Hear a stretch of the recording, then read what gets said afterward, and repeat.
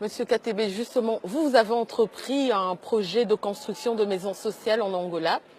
C'est 700 000 maisons sociales, si je ne me trompe pas, pour un budget de 60 milliards de dollars.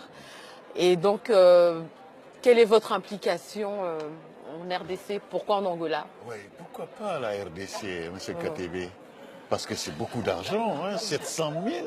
700 000 maisons sociales, 60 milliards de dollars. Alors qu'on sait que la situation économique de l'Angola quand même est beaucoup plus florissante que celle du Congo. Je venais de poser une question qui me donne raison et qui confirme ce que je disais. Revenons au point de départ. La confiance, c'est très important.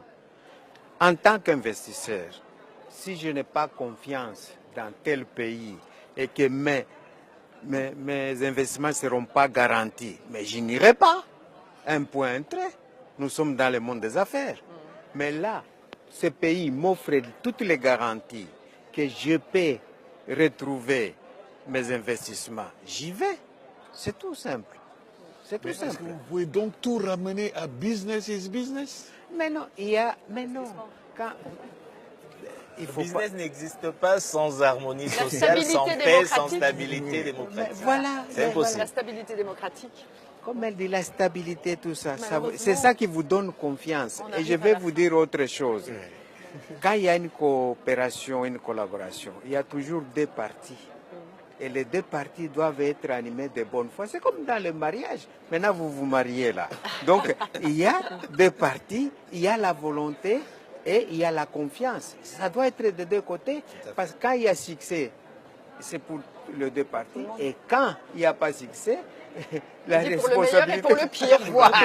On va laisser Madame Arena conclure parce qu'on va passer au prochain sujet. On vous laisse conclure alors par rapport à la discussion. Je pense qu'effectivement, la stabilité des institutions dans un pays est essentielle pour le développement des populations, pour la démocratie, pour la liberté d'expression, mais aussi pour l'économie dans un pays. Et donc, si on plaide effectivement pour cette stabilité en République démocratique du Congo, qui est un pays continent, c'est important pour toute l'Afrique, la stabilité de la RDC.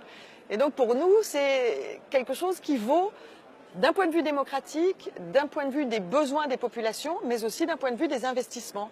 Et je pense que ce pays pourrait être un exemple pour l'Afrique si les choses se passaient bien. Okay. Merci. Nous vous